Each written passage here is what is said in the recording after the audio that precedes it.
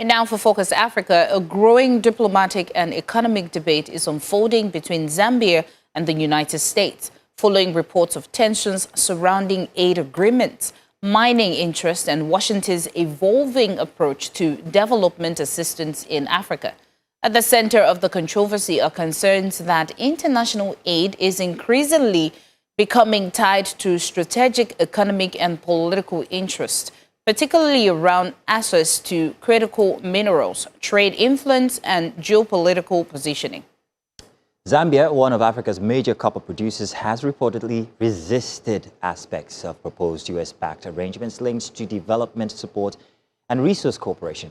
Now, this situation questions the dependency, sovereignty, and also whether foreign aid models are becoming more transactional than developmental. Also, it comes at a sensitive time for many African countries already facing economic pressures, debt concerns, healthcare funding gaps, and shifting global alliances between Western powers, China, and other emerging partners. Joining us now is Kelvin Chisanga, an economist. Kelvin, you're welcome. Thank you very much for joining us for this very interesting conversation. And looking at you, I'm thinking that as Africans, we are absolutely rich because there seems to be a certain Western clamor for African minerals at this point. And we seem to be at the head of the table deciding what we want. So let's start with the bigger picture here. What exactly is at the center of the growing tension between Zambia and the United States? Thank you so much for having me. This is a very important question that you have asked, and I would love to put it into context. The world, particularly, it's in the position where it's demanding for a proper energy transition, embracing aspect of raw materials that can be able to make up for green technology. And what we have seen happening here is that Africa in particular has a number of raw materials which are substantially resourceful base. So now, in the context of Zambia, obviously we understand that we are the second producer of copper in the continent. And that has placed a very important geopolitical sort of alignment in regards to the global power. We can also draw the line with China, who happen to interplay into the mining sector at that critical level. So with this, which is happening right now, with the withdrawal of the edge funding, we've seen that it has now come to the attention where they need now to look at commercial terms aligning to the resource that Zambia has. And this is what is actually playing on the card.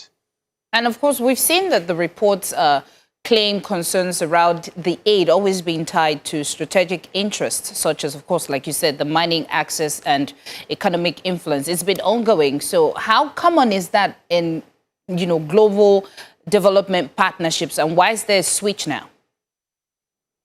Okay, so African soil, and Zambia in particular, has a virgin resource in terms of really exploitation. We've got a number of potential opportunities that are also underlying with regards to the mining sector, agriculture, and many others. So now, if you are to just particularize the issue of mining, I think we've seen to have a number of minerals that can actually complement to the process that is taking place in the global market, especially when it comes to the transition that we are commanding for green energy. And this presents a raw material sort of base where we should be able to see that we need now to complement in the global market. So meaning what is being positioned right now is an element where we are basically seen to be a key complementer to the industrial development that is taking place at current time. Kelvin, I was wondering, hasn't this always been the case? Hasn't aid from the U.S. always been transactional? I mean, let's take a look at the Gulf states. You give us a base, we'll give you protection.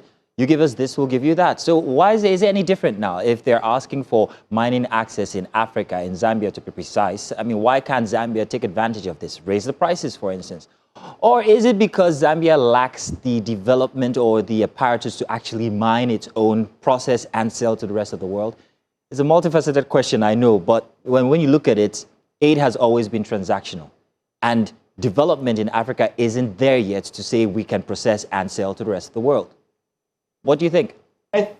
I think this time it's coming so pronounced and also it's renowned in the sense that we are seeing a lot of forces at play, at a point where we are even seeing a number of key global market agents coming to African markets to most like grabbing the opportunity with the aspect of geopolitical realignment of some sort, especially at a point when we have also global policy dynamics also at play as well.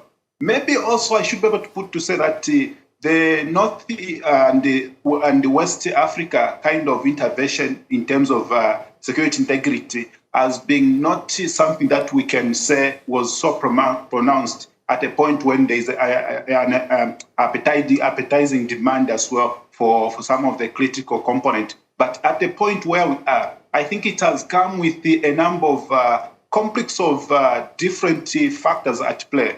At a point where we are also seeing the policy change, commanding the alignment of global agents like China and the US in trade wars of some sort, and also at a point where we are making a lot of shift toward the industrial base for mineral and critical minerals as well. So it's a compendium of many cases that we are also facing at the present time, where there is a need for us to have a stronger voice as well as far as global market patterns is concerned.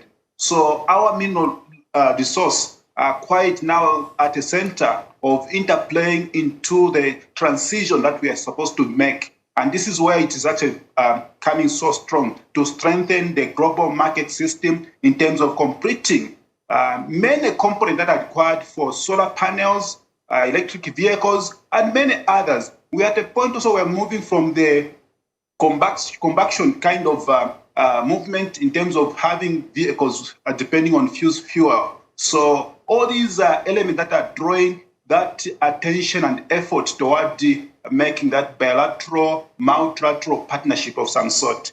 So we are moving from a multipolar system to a bipolar system, in short. Right. So, Kelvin, this situation now, what does it say for Zambians? Of course, Zambia is pushing back to make sure that, I believe, to get the best conditions for the country. So how does this situation affect Zambians? Is it going to be positive or negative in terms of healthcare and all the likes? Okay, so first of all, though I could not highlight one point of sovereignty, which is an important aspect that is being safeguarded here, because we know that when you are linked to the mineral resource, it's entirely tells you to say you are directly linked to your nation, because mineral is what are basically resourceful factors that we get pride of. So now coming to the question of how Zambians will be able to face this vis-a-vis also on the side of the other stakeholders in the global market on the donation side. We are speaking of a very serious ramification, which maybe I would say for now, as a short-term measure, we can see that a number of 1.3 million are suffering under the terminal ills will be able to face situation that will be able to escalate, and we can have also new infections that can come from there. But again, we've got a leverage also to work with our minerals to make a quickly investment return from there, which should be able to salve some of the effect that we're able to see from there. So it's important to look at it from that perspective, to say that, yes, we have got people that are HIV and AIDS, facing the situation, even when it comes to malaria, maternal mortality, and many others, which include also tuberculosis as well. But in the essence of all this, we can find some local solution that can be able to strengthen the health care. Even if we seem to have a healthy financing gap of about $1.1 billion US dollars, we can find a way in which we can play with our local resource, just by making sure that we work on local content policies and also activate industrial activities as well, ensuring that our local material resource are turned into semi or processed items so that we can export. Once we get to that point, I think we should be able to start acting on the weight balance of what we are seeing or facing as it is right now. Kelvin, we also had an instance from Ghana only just recently. They raised the restrictions on visas, and Ghana said, Chale, no, we're not doing that. We also see the same instance here when it comes to public health partnerships and data sharing. Why exactly is the US obsessed with with health data from Africa? It's quite critical. That is a confidentiality part which we need now to safeguard at all possible costs, especially when it comes to the aspect of biosecurity from that perspective. Because obviously, you can basically use the data for DNA decoding and many other several healthy benefits. And again, in the context of what we are also seeing, most of the pharmaceutical companies are also concerned about the use of medical data from there to develop new medicine and new other surgical or medical sort of mechanism. So it's in that context. We don't want a situation where our healthy database should be able to be submitted to the foreigner or to somebody who's outside the scope of what we do. I think it's important also to state that Zambia has also started going into some element of trying to gravitate more energy into local industrialization when it comes to pharmaceutical products. So it's something that we should be able to look at it in a better way. So where should that line be drawn? Where should that line be drawn when it comes to global health planning and private protection, private information protection, private data protection? If it's World Health Organization asking for that data to help complement Zambia's health care and health management, it is something that is quite inevitable, and it's quite very imperative to go with that line.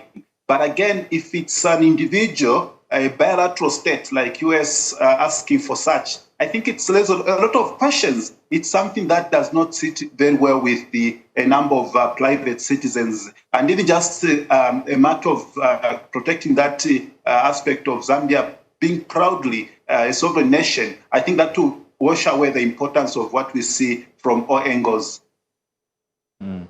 Well, Kelvin, I want to say thank you very much for joining us for this conversation here. It actually helped to shed plenty of light on the situation. We'll continue to watch and see exactly how, the devices that the U.S. comes up with when it comes to their attraction to African minerals and African resources. We're happy that at this point we're beginning to look more attractive to the rest of the world. And I think that we have it on our side of the court to make the decisions now, and our voices are louder. Well, hey, they're always welcome to Africa. And we'll keep what's ours from now on. Thank you very much, Kelvin. Thank you, my pleasure. Yes, indeed.